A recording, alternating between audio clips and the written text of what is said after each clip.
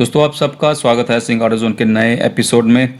दोस्तों ये एपिसोड कुछ जिसको मैं खास कह सकता हूँ, एक इम्पोर्टेंट अपडेट नहीं है, एक ऐसा डाटा निकल कर सामने आया है, बैड न्यूज़ है, लेकिन उसको पूरी वीडियो को ज़रूर देखिएगा। शुरू में ही पर्सनल रिक्वेस्ट आपसे कर रहा हूँ, क्योंकि ये डाटा ही कुछ ऐसा है, हमारी आने वाली जनरेशन से जुड़ा ये डाटा है।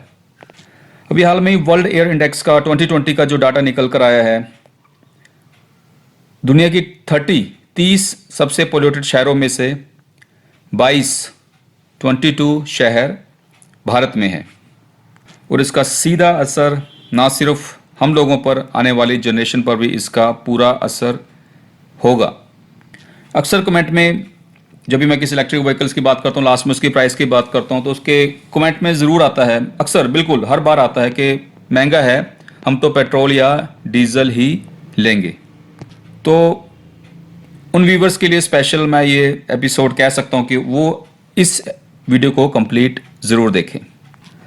कौन सी गाड़ी खरीदनी है बिल्कुल ये उनकी चॉइस है, लेकिन फिर भी हमारे पास ऑप्शंस होती हैं, एक बार उन ऑप्शंस को देखना समझना ज़रूरी होता है दोस्तों। जहाँ बिल्कुल बुरी न्यूज़ है कि 30 में से 22 सबसे पोल्यूटेड शहर भारत में है, एक छोटा सा इसमें से गुड न्यूज़ भी निकल कर आई है कि पिछले 2 सालों में जो न्यू दिल्ली की जो एयर पोल्यूशन तकरीबन 15% तक इम्प्रूव हुआ है। 2018 में जहां न्यू दिल्ली 11th पोजीशन पर था और गुरुग्राम नंबर 1 पोजीशन पर था, वहीं 2019 में न्यू दिल्ली 5th पोजीशन पर था और गाजियाबाद नंबर 1 पोजीशन था, और पिछले साल न्यू दिल्ली 10वीं पोजीशन पर रहा है और चाइना का होटांग नंबर 1 पोजीशन पर रहा है, यानी कि दुनिया की सबसे पोल्यूटेड सिटी है। बिल्कुल मैं चाहता हूं कि अब आप उन सभी 22 शहरों का नाम सुनना चाहते हैं, तो बिल्कुल मैं उनको कंप्लीट उनका नाम ले रहा हूं। नंबर 1 जैसा मैंने बताया कि चाइना का होटान, नंबर 2 गाजियाबाद, उसके बाद Bulandshahr, then Bisrakh Jalalpur, then Bhiwadi, Noida, number 7 है ग्रेटर नोएडा, 8वें पोजीशन पर है कानपुर, 9वें नंबर पर है लखनऊ और 10वें पोजीशन पर है न्यू दिल्ली।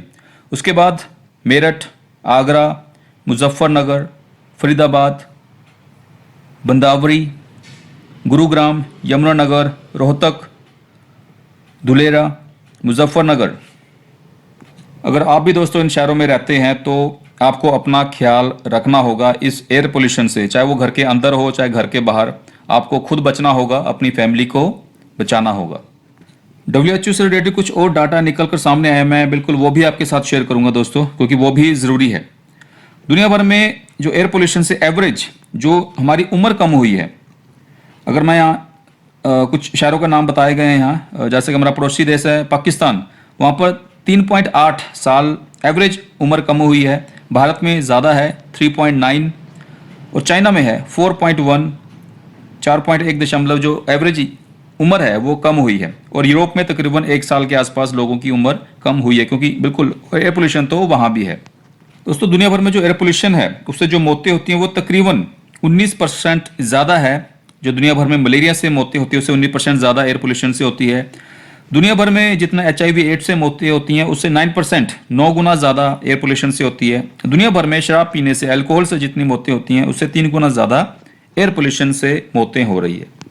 तो सबसे बड़ा डेंजर इस टाइम हमारे पर, हमारी आने वाली जनरेशन पर है, वो है एयर पोल्यूशन। अगर अब भी हमें लगता है कि हमने पेट्रोल या डीजल ही खरीदना है, जैसा मैंने कहा शुरू में कि हमारे पास ऑप्शन ज़रूरी होती है। इलेक्ट्रिक व्हीकल्स हैं, इलेक्ट्रिक 2 व्हीलर 3 व्हीलर तो बिल्कुल अफोर्डेबल है, इलेक्ट्रिक 4 व्हीलर्स, इलेक्ट्रिक कार्स महंगी है, तो उस केस में आप CNG, एटलीस्ट CNG पर तो हम जा सकते हैं, क्योंकि वहाँ पर पोल्यूशन लेवल बिल्कुल कम होता है, बट पेट्रोल या डीजल के मुकाबले कम रहता है, और वो सस्ता भी रहता है चलाने में। अगर मैं इलेक्ट्रिक कार्स की बात करूं, ऑलरेडी भारत में आई थिंक अगले साल तक 2 अफोर्डेबल इलेक्ट्रिक कार्स आ जाएंगी। एक है क्विड का इलेक्ट्रिक वर्जन और दूसरा है टाटा की HBX इलेक्ट्रिक, जिसका मैं खुद बेसब्री से इंतजार कर रहा हूं। सबसे पहले बुक कराने वालों में से मैं खुद होऊंगा। एक और पॉइंट जो मैंने आपसे डिस्कस किया कि हमें आउटसाइड एयर पोल्यूशन की तो हम अक्सर बात करते हैं, बट जो घर के अंदर ओवरऑल एयर पोल्यूशन रहता है उस पर हम डिस्कस नहीं करते हैं। एक डाटा, पूरा एक रिसर्च सामने आई है दोस्तों।